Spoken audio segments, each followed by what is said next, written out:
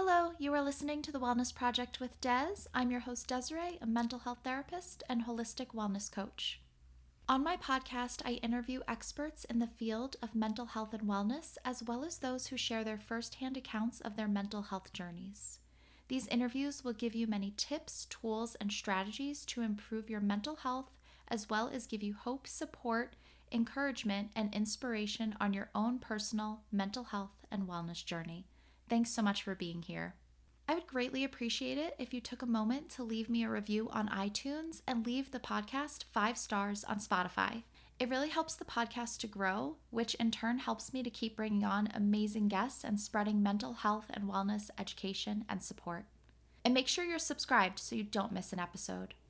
Are you ready to embark on a transformative journey towards holistic well-being, unlocking the full potential of your mind, body, and spirit? If so, I'm thrilled to invite you to my program, the Holistic Wellness Transformation Coaching Program. My one-to-one coaching program is a comprehensive and individualized approach to help you improve your overall well-being. As a holistic wellness coach, I'm here to guide you on a transformative journey to attain balance and harmony in all areas of your life. With personalized coaching sessions, I'll offer guidance and support throughout your wellness journey. Starting with a thorough holistic assessment. We'll dive into your past, habits, thoughts, feelings, behaviors, and patterns that may be holding you back and no longer serving you. This assessment forms the foundation for your customized wellness plan. Together, we'll explore the 8 foundational elements of wellness to ensure you feel balanced and aligned with your goals and your values. This program goes beyond the surface, providing you with mental and emotional support. I will help you to manage stress, anxiety, and other challenges such as perfectionism and people-pleasing, offering techniques and strategies to enhance your resilience and your skills. The benefits of this program cannot be overstated. I'll be there every step of the way to support you in achieving balance and harmony in your life, manage stress, and improve your emotional well-being. Nurture healthy connections, create lasting, healthy habits, achieve your goals, and gain confidence in your ability to transform your life. Join me on this journey to holistic wellness. You could go to my website to check out my various packages, and you could go to my Calendly link found in the show notes to schedule a free 30-minute consultation call where we will go over the 8 core areas of wellness, as well as your goals and your dream life. Reach out and let's get started on your wellness journey so you can finally live the life you want.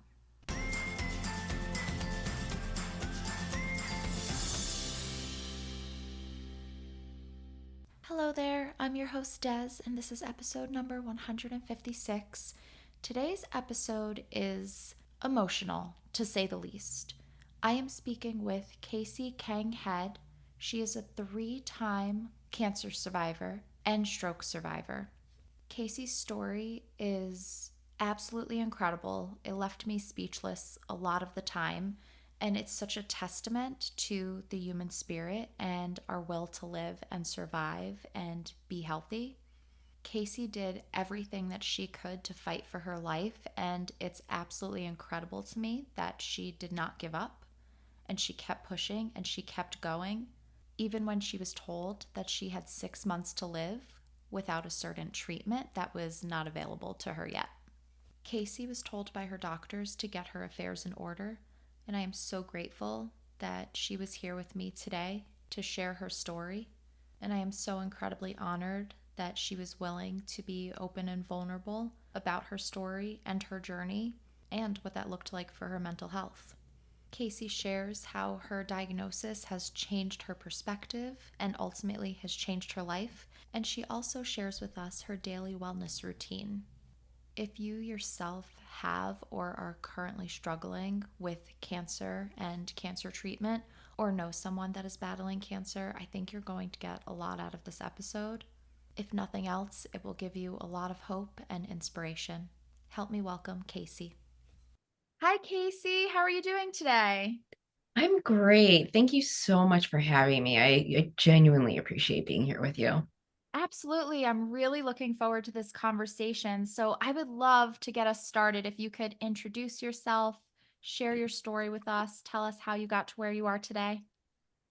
Absolutely. So it's a bit long, so I'll give you the cliff notes. My name is Casey Kang Head.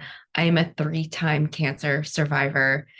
In the midst of my journey, I had a stroke and seizures that I had to recover with from as well.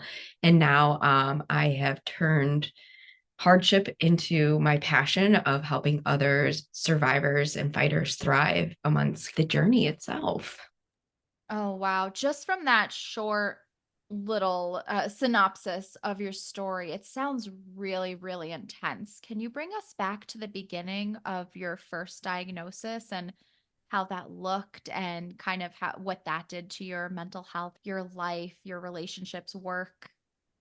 Absolutely. So it was almost 10 years ago now. I was diagnosed on February 14th, 2014. Previous to that diagnosis, I had gone to the doctor because I had felt a node on my neck probably about like a month or so before, like right around the holidays. And I was like, oh, if I get strep, like I don't want to get sick. So I was like trying to be proactive at my health at that point. And I was like, I'm going to nip this in the butt. I don't want to get strep throat.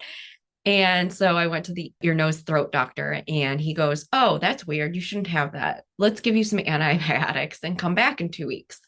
So January for me, where I worked at the time, was our fiscal year end. So we were pushing hard. I was in an international sales manager. So it was 50 plus hour weeks, 2 hours commuting every single day. It was very stressful. And from the time I stopped taking the antibiotics to the time that I went back to the doctors, which was Monday, and I went back on Friday, everything just kind of exploded in my body because I was diagnosed with acute lymphoblastic leukemia. And the acute part was where everything just kind of exploded.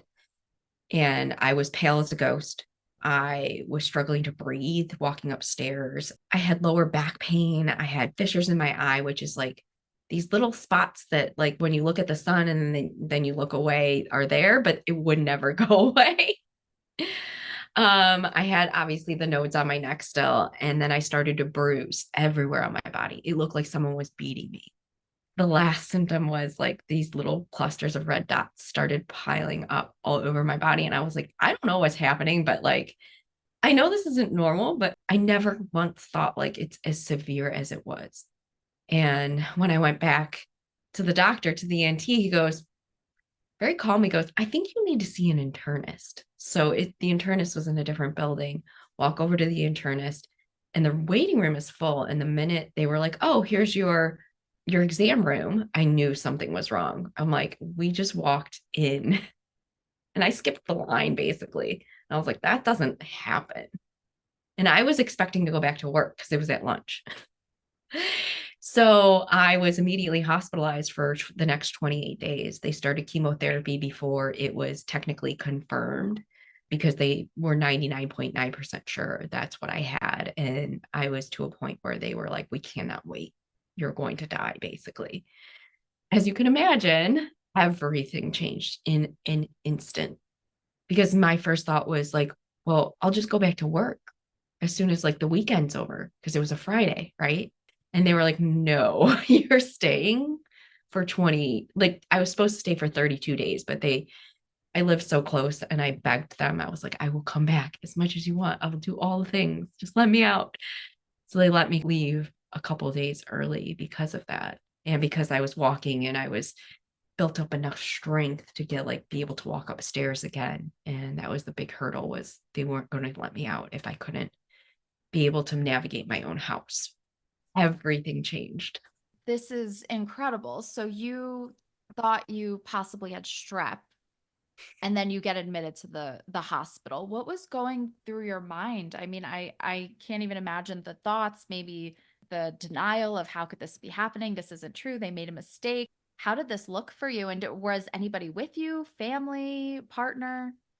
Yeah, so my husband was with me at the time. I think he instinctively knew something was severely wrong, whereas I kind of was like, I'm fine. Like, I went to work that morning. Like, I'm fine. I kept just saying that. And I was attributing a lot of what I was feeling to like stress of work and all these other things that clearly were not the issue. the moment we heard those news, it was like, it almost became too surreal. And I just kept going like that can't be. Like I couldn't say the word, right? I couldn't even say the word. I was in the hospital in the suburbs and they transferred me downtown. And the entire time I'm like, it's Friday night. My dad coaches basketball. He's not going to get my text messages. So he'll call me right when he's done because I'm texting him like over and over, even though I know he's not getting them. I'm calling. I'm like, just call me when you get done. Call me when you get done. He called me back finally and he goes, what's going on? I go, just come to the hospital. He's like, what? I'm like, just come. I need you at the hospital. They admitted me through the ER. I'm in the ER right now. Just come to the hospital downtown. And he was like, okay. I didn't tell him what happened. And I looked at my husband and I go, I can't say it. Cannot tell him. I couldn't say the word. I couldn't even, like, I was in such like, I don't even know if it was denial. It was just like disbelief more. Like, I couldn't believe I was doing this. I couldn't believe that's what they think this is. And my dad came to the ER. And I think at that point it was like 1 a.m. I heard my husband like murmuring with my dad, and my dad came in, didn't like no emotion on his face because I think he was just trying to be strong. And he just grabbed my hand and I started crying. And he goes, it's gonna be okay. You're gonna be okay. And I was like, no, it's not. And he was like, just kept reassuring me, like, it's gonna be okay. I didn't feel like it was gonna be okay. That's so incredibly scary, just terrifying. So then you're there about a month. What is your mindset during this time? Because you were such kind of a driven person with your work and you were thinking you're going back to work Monday and Yeah. you're not. So, how is your mental health during this month that you're in the hospital? It actually wasn't as bad as I think it could have been. So, like, my husband and my dad know me very well. I'm a very driven person and they know how my brain operates a bit. So, like, over the weekend, I was just doing tests, so many tests, and it's physically, mentally exhausting. So, I slept a lot. Well, on that Monday, I don't know if it was because the conversation my husband had with this gentleman who was outside my room, and you can see him doing laps, right? Because I had like a little window I could see out of. And I'm like, wow, that guy's flying. And he's like clearly in his 70s. Like he's older and he's whipping around the ward.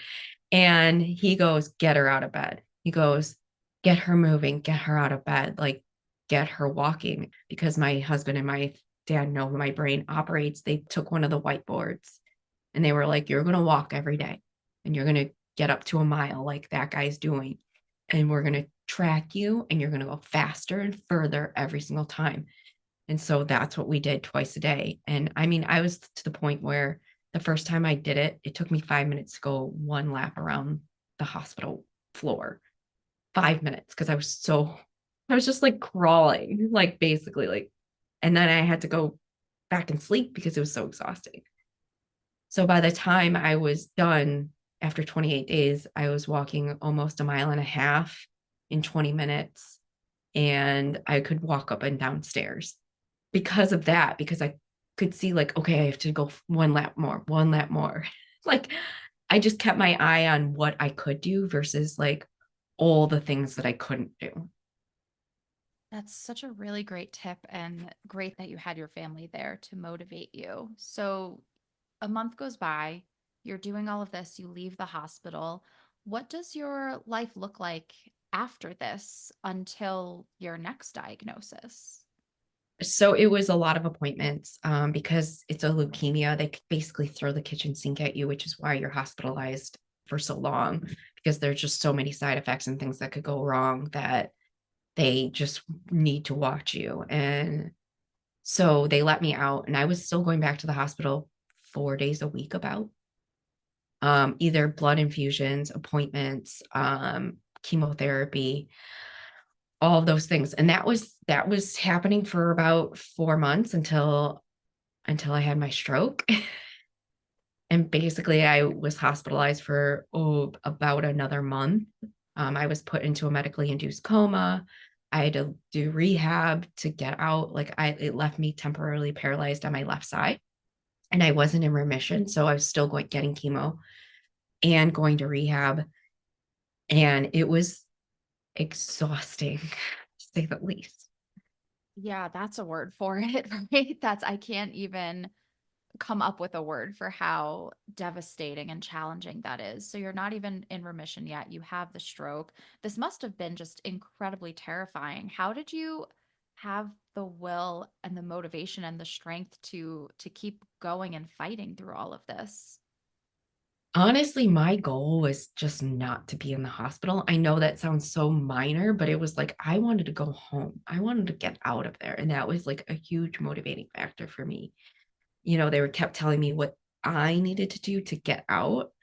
It's hard when half of your body doesn't cooperate, even if you're like trying your hardest to get it to do the things that you want it to do. And it's like almost like telling a kid to like stop doing something and they just aren't listening. But something clicked. It's a very humbling experience because I literally couldn't even sit up without help. My clothing, my showers, my going to the bathroom was all with somebody else. Something clicked like about a week in, and I was like, oh, if I can tie my shoe, that means I can put on a sock. I could probably put on clothes. I'm standing, I'm balancing. I'm like, I just have to figure out how to get these fingers to work to tie a shoe. So like that became the focus. Like I have to get these fingers to work enough to tie a shoe because then that means that maybe I can clip a bra and like all these, right? Like all these other things that we don't think about putting on a sock. Really hard to put on a sock if you can't sit up.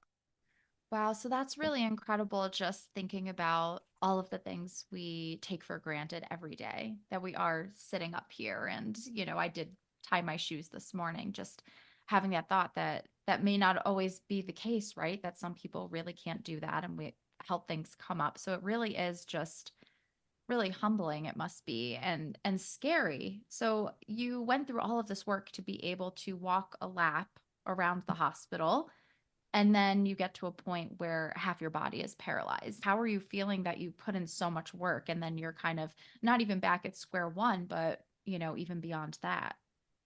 I honestly was terrified because they never gave me parameters on my ability to get back to 100%. They were like, we don't know. They just kept saying, we don't know, we don't know, we don't know. And for me, I was like, I need some guarantees that something's going to come back. And I mean, I get why they do it psychologically and in hindsight, but like for someone who's like, I want to know if I'm going to be okay, and no one's telling you if you're going to be okay.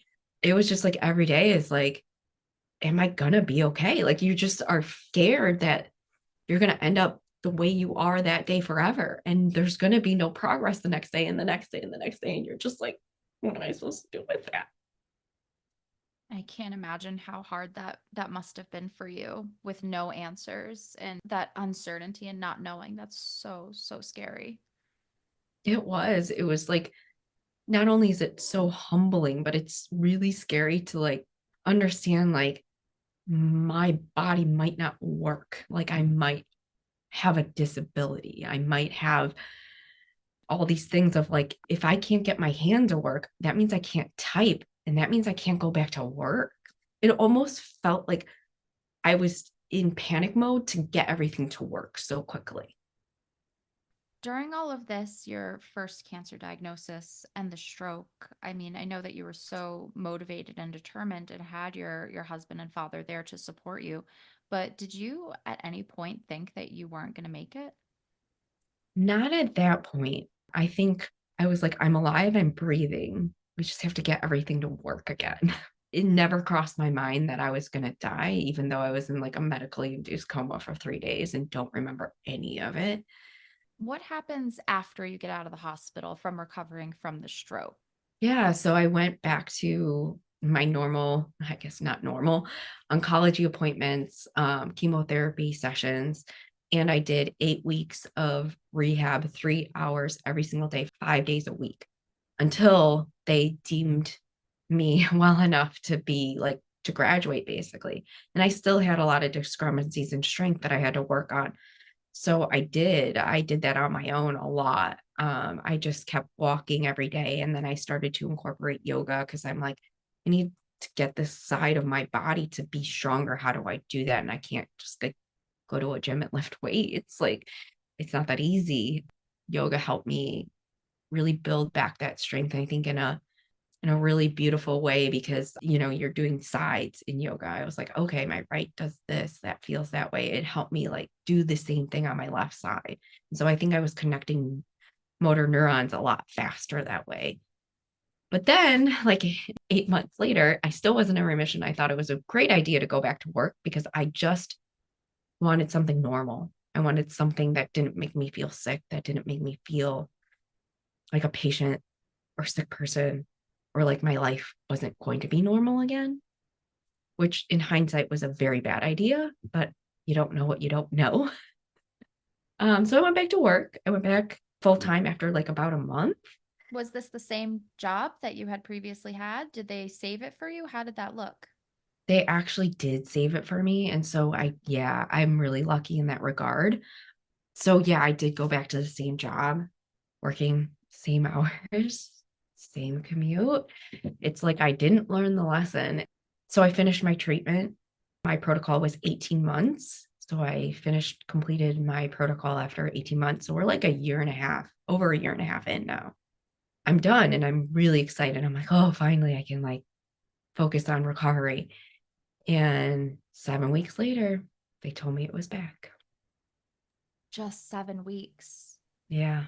And did Yeah. you have any idea, or they told you this at one of your regular checkups? I was still getting weekly blood draws, but I knew something was wrong and I just was in denial. The weekend before I called on Monday, I knew something was going on. I started to experience night sweats again, which was a symptom I had before. I started to feel really tired again.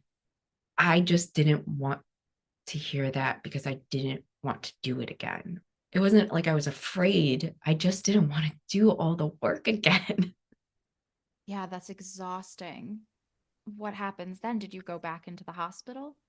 I did. So they hospitalized me immediately again. And honestly, I was at work when I heard the news. I don't remember how I even got to the hospital. Like you're just in such survival mode already. I remember my boss ushering me out of the building, but I don't remember if I drove, someone drove me. I genuinely like don't remember. The next memory that I have is me sitting there talking to my oncologist with my husband in the hospital. And she's like, your body's no longer responding to chemotherapy. We have an immunotherapy or a clinical trial. I'm just like, how did it get this far so quickly? Because in my mind, clinical trial is like, there are no options, right? Usually you don't go to clinical trial if you've got options. I was panicking because I'm like, what the F, basically, right? Yeah. So did you guys decide to do the clinical trial? Is that the route you went? So we decided the immunotherapy because it didn't negate me from the clinical trial if I needed to do it. And it was less aggressive from what my oncologist told me to the body than the clinical trial. So I was like, okay, let's try this, which it actually sent me into a cytokine release storm, which is basically when your body starts to kill itself from the inside out. That didn't work. Oh, I've never heard of that before. The best analogy I can give it, it's like having sepsis almost, but like your body's literally its own attacking itself, like its internal organs and functions. And like it's like there's an intruder, so we're just gonna kill everything. Oh, okay. So how long were you doing that before that happened? I was only on the IV pump because it was a take-home pump for 24 hours. I was just like, this something's not right. Like we need to go back. And I don't, again, don't remember because my memory recall from that time, you're just so in survival mode. Like, I don't remember if we were in a doctor's appointment and they admitted me or if we went to the ER. Like, no idea. Yeah, and this is all highly traumatizing. And something we know about trauma also is that your memory isn't great. 100%. There's a lot of memory gaps that I have, like the fact that I was in a coma for 3 days. Like, my husband was like, when you went into a cytokine release storm, it was like 3 days of like, we didn't know if you were going to live or die. I was spiking 105-degree fevers. They were borderline putting me into the ICU again and going to put me into a coma because they were like, if we can't get your fevers down, your brain's basically going to bake to death. So we need to like do something. And I just happened to come out of it like right as that decision was being made. But it was really scary and I don't remember any of it. Like it felt like 5 minutes in my mind. My husband was like, it's been 3 days. And I was like, what? Wow. So then after that, you did the clinical trial? I did. I went on the clinical trial, which is exhausting. They test you for everything because they need a baseline. So you are literally every test they can run for you, you do. And a week before I was supposed to go on it, they shut it down. They shut the clinical trial down. Yeah, there were unfortunately too many people passed away, and the advisory board decided to shut it down. This is an insane roller coaster. I can't Yeah. even imagine what was going through your mind. So then what were your options?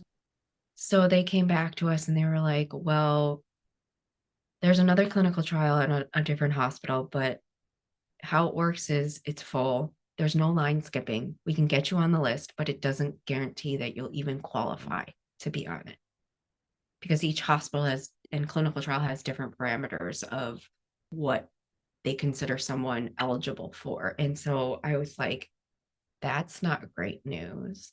Well, what happens in the meantime? They're like, well, basically keeping you alive with blood and platelets. And I'm like, well, how long can someone live like that? And they were like, maybe 6 months. And I was like, what the? Like my heart sank a little bit.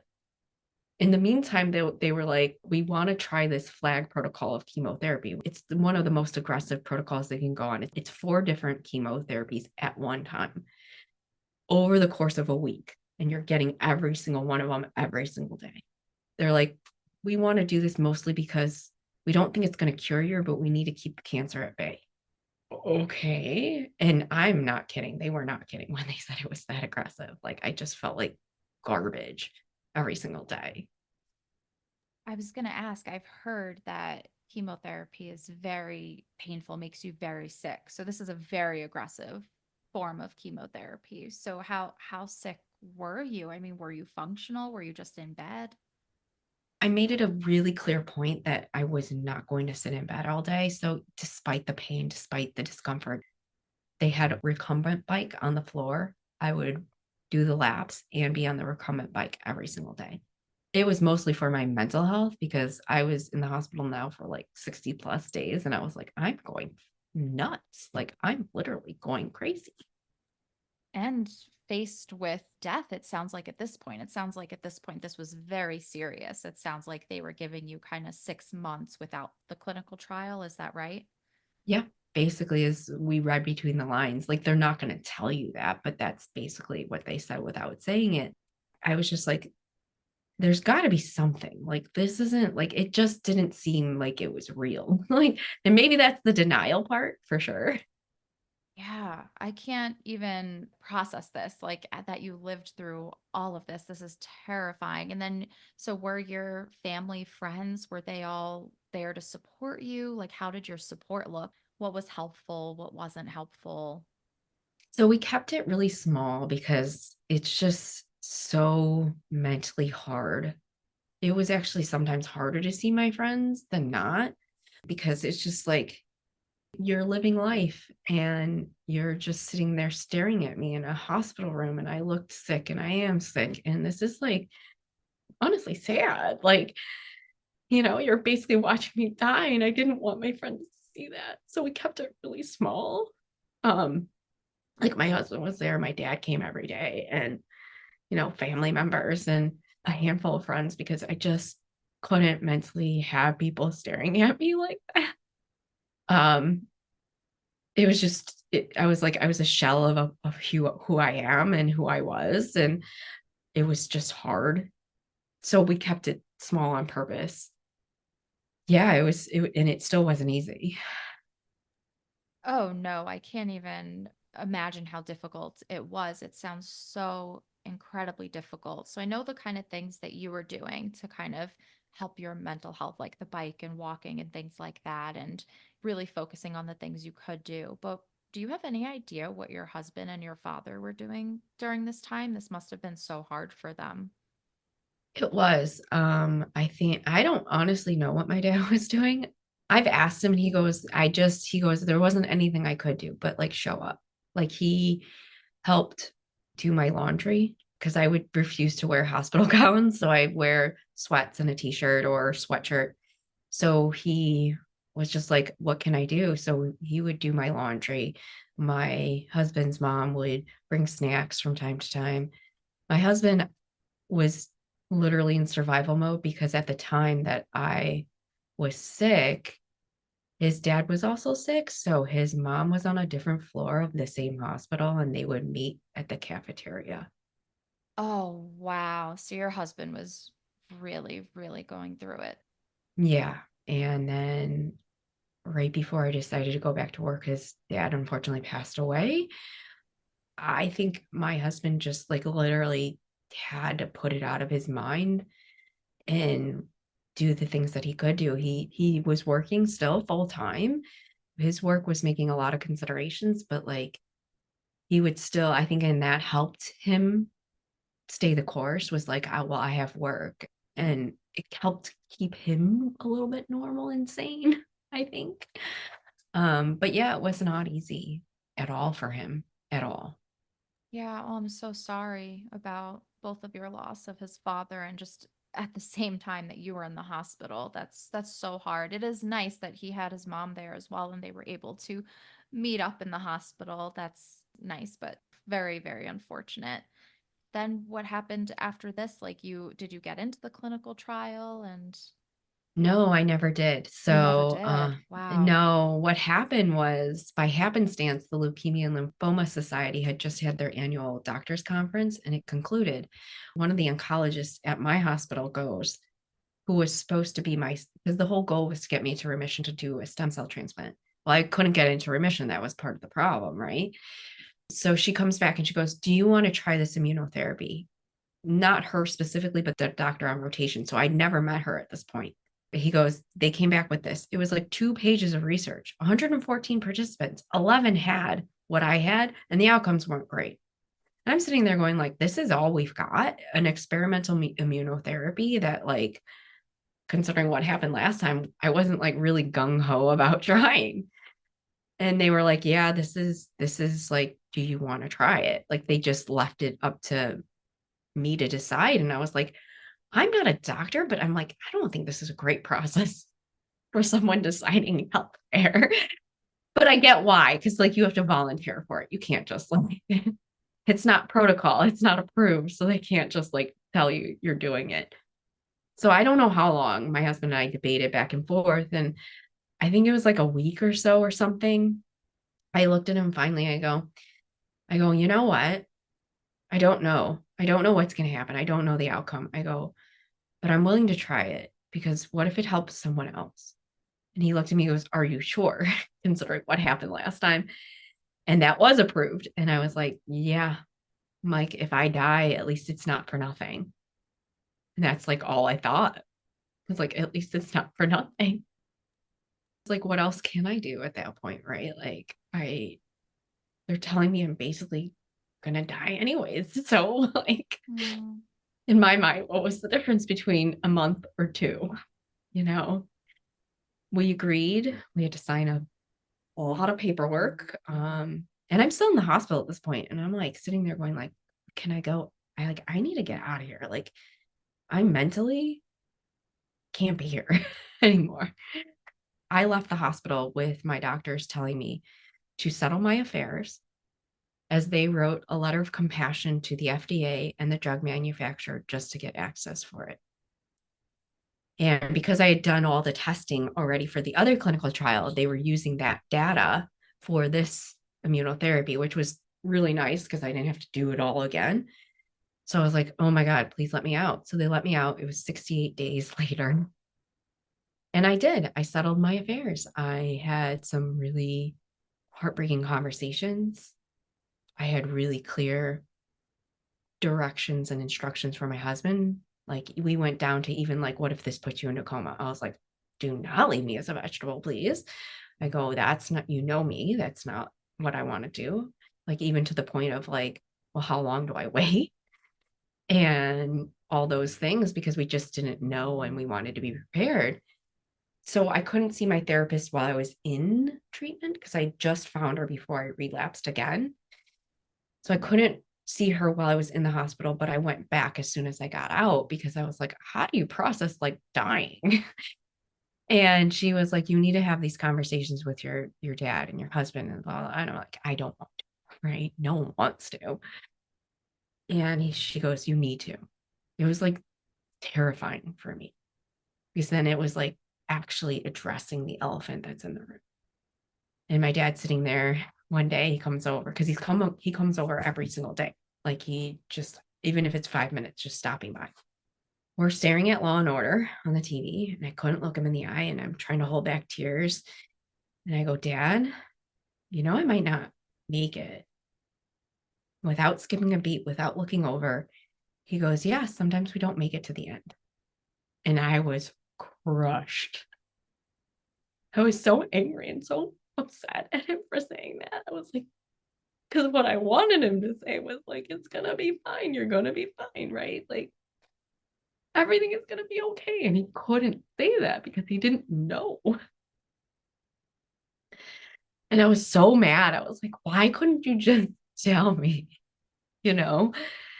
And I start crying and I'm holding back tears so he doesn't hear. And I think he heard. And it was devastating because I was just wanted him to say, like, you want any parent to say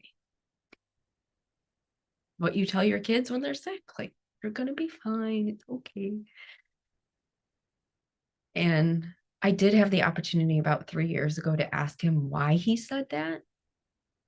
He looked at me and he goes, there are no books out there on how to talk to your dying daughter. And I was like, woof. In that moment, he said that. I go, you were coming to the same realization I went. Oh, I've had people on the podcast in the past that have had different diagnoses and have had close encounters with death, right? And something we always talk about is that a lot of people, kind of during these diagnoses, cancer, whatever the case may be, illness, a lot of people in their lives, they've told me, have not reached out, have kind of disappeared in a way. And we've talked about how a lot of people have this fear of kind of saying the wrong thing, doing the wrong thing. So they have this idea that, maybe I'm going to step back because I don't know what to say. I don't know how to address this kind of fear of not being helpful, or just this fear of facing it, of facing your loved one that may be dying or is dying. And, your dad, he didn't know what to say, but he showed up every day, but he maybe didn't say the right thing or made you feel better. And it sounds like he didn't know how or didn't know what to say, but he never stopped showing up for you. 100%. And that's kind of like my dad in essence. He might not say the right thing, but he'll show up and do whatever is necessary. Not just for me, for, my brother, for his wife's kids. Like he is that guy that will just show up. And it's amazing. Yeah, that must have been incredibly important for you at this time, I would imagine. So then after this, walk us through what happens going forward. Yeah. So I got approved, clearly. And they were like, we're going to start with 4 rounds because this immunotherapy was for a different type of cancer. It wasn't for my cancer. So, which is why it was really like, we don't know if this is going to work. It's like basically like my Hail Mary, my moonshot, whatever you want to call it. So we were like, let's do 4 rounds and see what happens. Let's see how your body reacts. Let's see like what this does to the cancer. And after 4 rounds, they were like, you are in remission. They're like, we need to get you into a stem cell transplant as soon as possible because we didn't know how long the remission was going to last. So I was like, okay. So back to the hospital we go. After just getting out, like, so I was only out of the hospital for like a couple months, if that. So back into the hospital I go, and they prepared me this time. They're like, you're gonna be here for 30 days. Because this is what we're doing and this is everything. So I did more chemotherapy because they're like, we need to make sure that there's nothing, not even like a residual of it. I did 10 rounds of total body radiation. And then I had my stem cell transplant. My brother is my donor. He was 100% match. thankfully. All it is to get tested to see if you're a match is a blood draw, and that's it. So we knew he was a match from the beginning. That is the first question they asked me after they started. It was like, do you have any siblings and can we test them just in case? Because that was never part of the plan, was to go to a stem cell. They said 97% cure rate with this chemotherapy protocol. So they're like, you're not going to need it. Like, okay, 97%, that's a great percentage, right? Then all out the window. Wow, that's incredible that he was 100% match. So then what happens with him being a match? How does that, is it just a blood draw? Like what is the process? So they actually like have to harvest stem cells from him. So it takes about a week in total. So they give him some drugs that help boost your immune system. So like it's creating more cells than it normally needs to. He goes, it feels like the worst flu you've ever had for a couple of days. Cause like at first, like nothing happens and then it starts to kick in. Then on the fifth day, they harvest the cells. So you go in, it's a day long, 6 hours ish, 8 hours, depending on like how fast that they can harvest the cells. And they basically put an IV in, they take out his blood, basically, and the cells, or however the procedure, I'm sure there's more medical stuff. It basically looks like someone getting blood, but they're not getting it, they're giving it. After that, they basically like just put a band-aid on the thing, say rest and recover, and you're good as new. It took him about another few days to feel like normal. And he was like, yeah, that was it.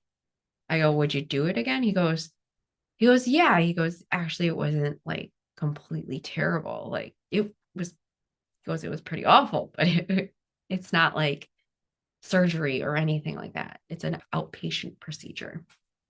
Okay, small price to pay, the flu to save your life. Yeah. Oh, and I'm very grateful and very thankful for that, that he was willing to do that, because the best odds were having a sibling with the same parental DNA. If not, we would have had to go to my cousins and then the donation bank otherwise. Okay, so then what was this like for you after this stem cell transplant?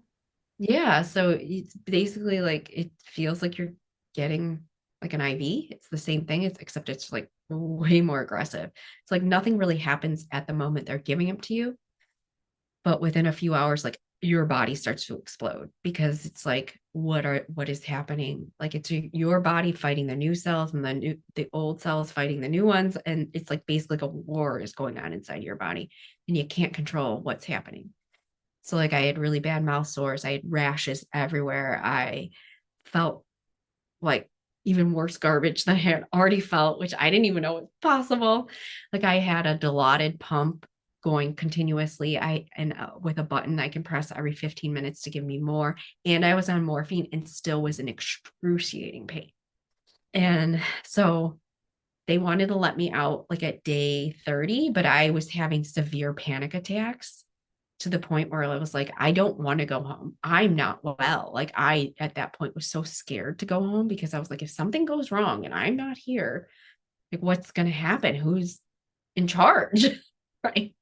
Like I can't be in charge of all this. I'm a mess.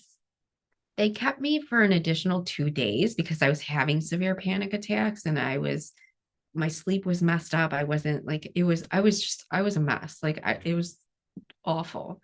Like I was sleepwalking consciously, like I need to go walk, because my anxiety and my panic was so high and I was in so much pain that I was like, it's more uncomfortable for me to lay in bed. So I'd be like literally with my eyes closed, holding onto the IV pole, just like a zombie, walking in the on the floor, because I was just like, I don't know what's going on, but sitting and laying is not, it's even worse. And my husband was like, what is going on? But they eventually were like, we can't keep you anymore. You have to go home. And it actually like did make me eventually feel better, but it was really scary to be at home and all these things were still happening inside my body, and we're just like waiting for it to stop happening. Yeah, that is really scary. I know you mentioned your therapist before. Were you able to see your therapist through this time or virtually while you were in the hospital at all? No, it was prior to COVID, so nothing was virtual. I basically had to take another time out from seeing her. And I couldn't really see her even when I was out of the hospital because I wasn't well enough to do it. But as soon as I was well enough, I started right back immediately because I was like, how do I deal with this now?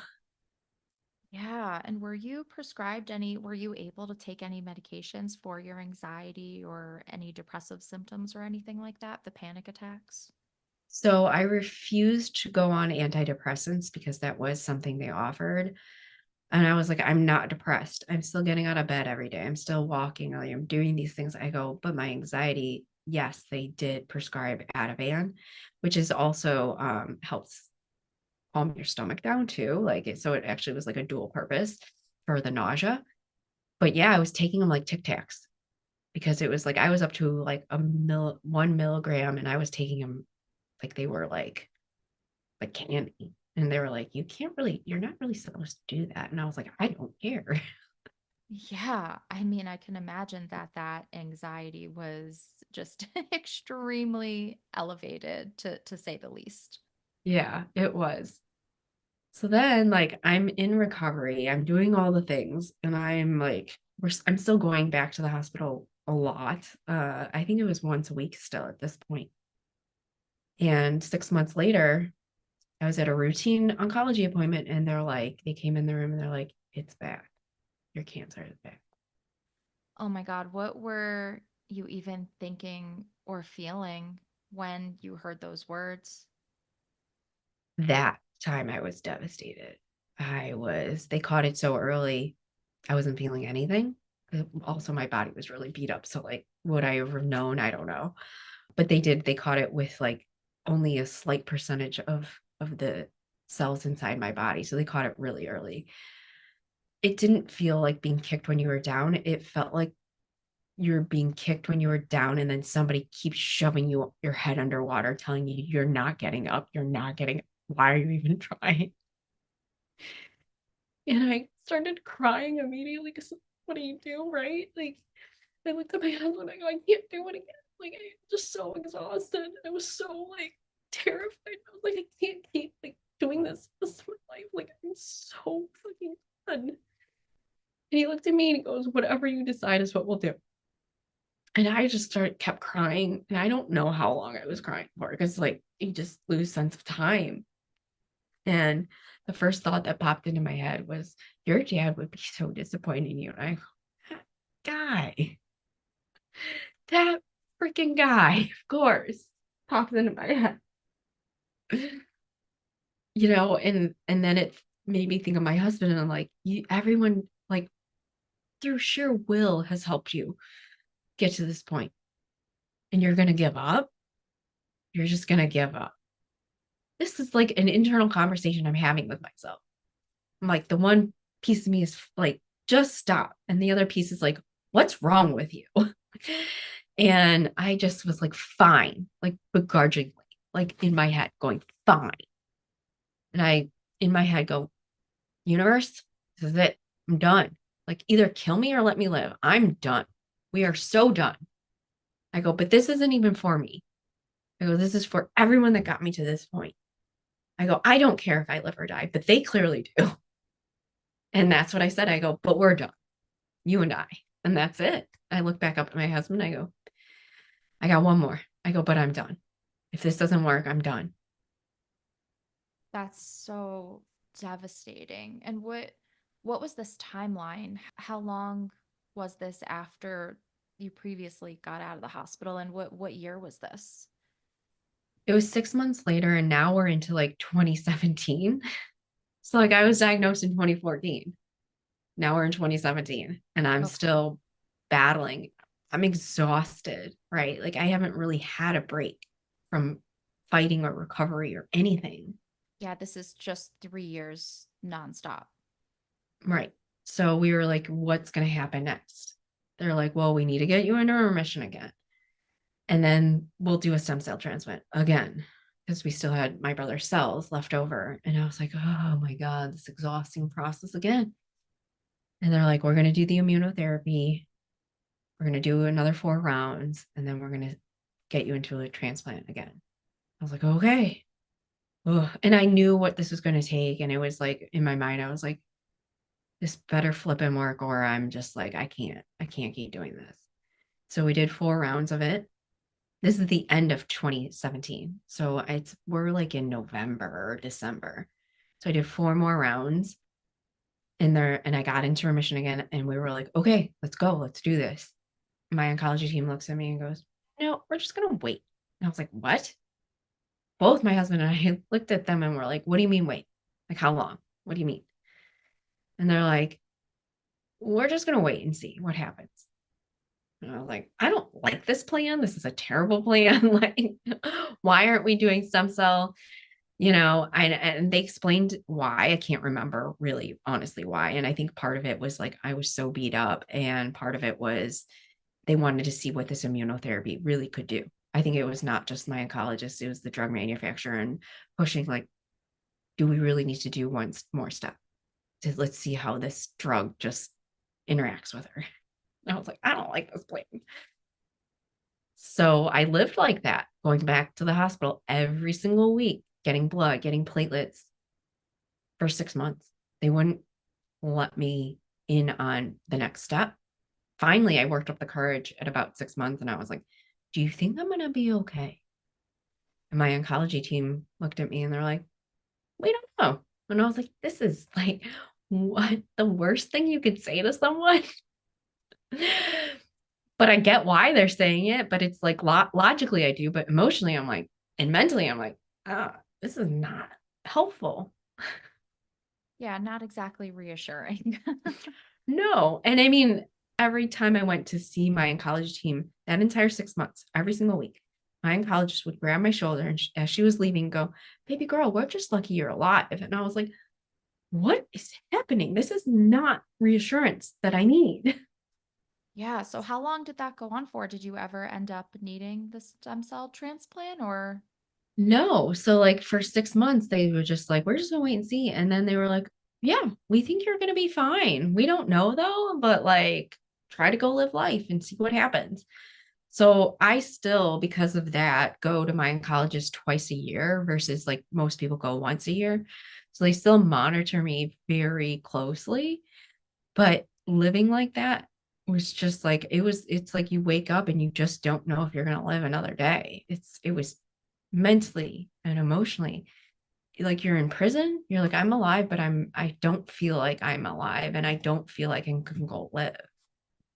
Yeah, I don't even have words for any of this. I have no vocabulary to even try to describe any of this that you've been through, but through the whole way, you fought so much. And it's incredible to me too, hearing this, that how much our bodies can go through and how much our bodies themselves are willing to fight to survive. I can imagine this completely changed your life. So how did this change your outlook on life, your perspective? What ended up happening with your job? So I was willing to go back to work, but I wanted to work from home. And again, prior to COVID, right? Because I just didn't want to do the commute anymore. I was like, that's 2 hours of my life that I'm never going to get back every single day. I can't keep doing that. They basically wouldn't let me. The closest I got was like, I think 1 or 2 days a week, I would still have to go into the office. And I'm like, why? It's not like we had the capabilities to work from home at that point. It wasn't like that. And they know I've been there for 10 years at that point. They knew I was a hard worker. They knew like I wasn't just going to sit at home and do nothing. We couldn't come to an agreement. So I ended up getting a letter in the mail telling me basically my employment was terminated. They didn't call me. I just got a letter in the mail. In hindsight, it was a blessing, but it was terrifying because I was like, I don't have a job. What am I gonna do?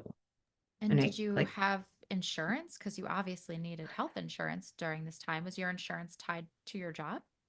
yeah, it was tied to my job, but at this point, because I was so sick for so long, they ended up pushing me to Medicare because with a diagnosis with acute lymphoblastic leukemia, this specific diagnoses, you are guaranteed Medicare.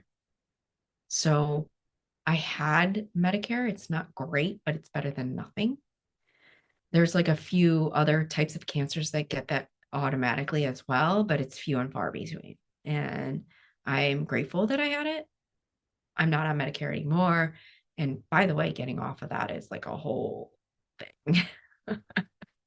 Most people don't get off of it.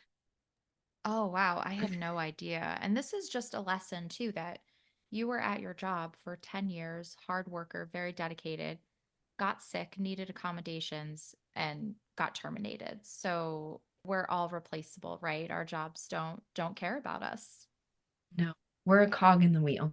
And logically, I know that, but it was still hard to like have to go through. And that's why I always tell like anyone, I'm like, it's just a job. You're replaceable. Anyone is. Yeah. So now this has been around 7 years since that diagnosis. How has your life changed in these 7 years? I mean, is there anything that you've changed about being more intentional about your time, your relationships, your outlook, your mindset? Yes, I'm very much intentional with my time. I say no to a lot of things because I can't get more of it. I prioritize my health first and foremost. Like I don't compromise any of that anymore. Whereas before I would compromise everything for anyone if they asked. I actually am really passionate about what I do now. Although, I was at my job for a very long time. I wasn't passionate about it. And the relationships that I still have with friends, like and family, I feel like I'm a lot closer to everyone. My world became smaller and bigger at the same time, I guess, if that makes sense. It cleared out the noise of friends who weren't really friends, but the ones that I still am friends with are like, we're just like lockstep. And it really makes me intentional about how I do things. And if I am spending time with you, it means a lot to me. And I'm there. I'm like present. I'm not like on my phone. I'm not doing something else. Like I'm with you. Yeah, that's so important and such a shift in just your lifestyle and whole mindset. Along with that, I know you've done a lot, right? Now you work with other survivors, is that right? And you even wrote a book as well? Yeah. So I work with other survivors and fighters on how to get your life back because it's a devastating trauma to endure, number one, but then so much of who you are and your perspective changes, your priorities change. But so how do you get everyone else on board with that shifting and changing, especially as women who are the caretakers and do all the things? And now we have to like, we're not doing all the things because we can't and we shouldn't be. So it's a lot of unlearning, is what I like to call it. And yeah, I wrote a book because I was just like, I kept Googling over and over cancer treatment. I did now what? Like, what am I supposed to do? What am I supposed to do? And I couldn't find anything. And so, these were all the questions that I asked myself that actually I found answers with. And it's not literary gold, like, but it was written from my heart of like, I know if this just helps one person, it's not for nothing. And this means everything to me. Yeah, well, thank you so much for sharing all of that. And I'd love your perspective also on, so you mentioned before there was so much of this living in fear, right? Your cancer was coming back, you had the stroke, and you mentioned that every day was like, am I going to live another day? If you did, how did you go about, was it working with your therapist to really being present in each day and not living in that fear? Because I mean, that is so traumatic and just that fear lives in our body. How did you kind of overcome that? It was not one thing. And it was a lot of work to change and shift not only my physiology and my body because I had PTSD. I literally have had panic attacks in doctor's offices and had to leave. I'm clinically diagnosed with it. I do not take any medication. I haven't taken anti anxiety meds in over probably 3, 4 years now. So I don't take anything. Meditation was the gateway that started it all. And then I had this shift in thinking of like, I just need to be alive for the next thing. So that means my body is really like what needs to be on board and needs to endure. So if my body can endure all of this, I just need to make it strong and healthy as much as possible. Because if I have to go through that all again, I thought I was at my healthiest, quote unquote, at that time. No, I was so not. I was like, I need to prioritize my nutrition, my exercise, but I also need to get my mind and my emotional status under control. So it was a lot of somatic work. It's a lot of body work. It's a lot of rewriting the conversation in your head. It's like there were so many things that I did. I was throwing the kitchen sink at it, basically, trying to figure out what worked. So, because you were trying so many things, can you kind of walk us through now how a typical day for you looks? Yeah, now I get up, I journal, I meditate, I go exercise, I walk my dog. And then if I have time, I go into my infrared sauna because I have chronic hip pain that I try and manage every single day. And then I dive into work.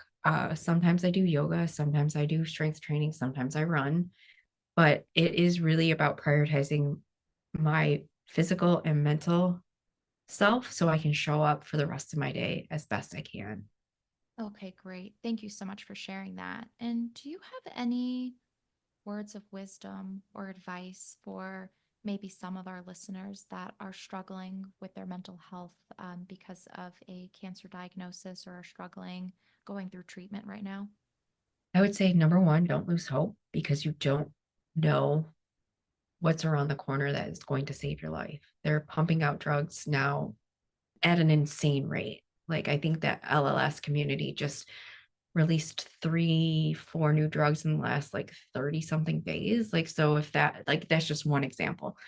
Prioritize your health, exercise, like everyday walk, even if it's walking, like that helps so much mentally.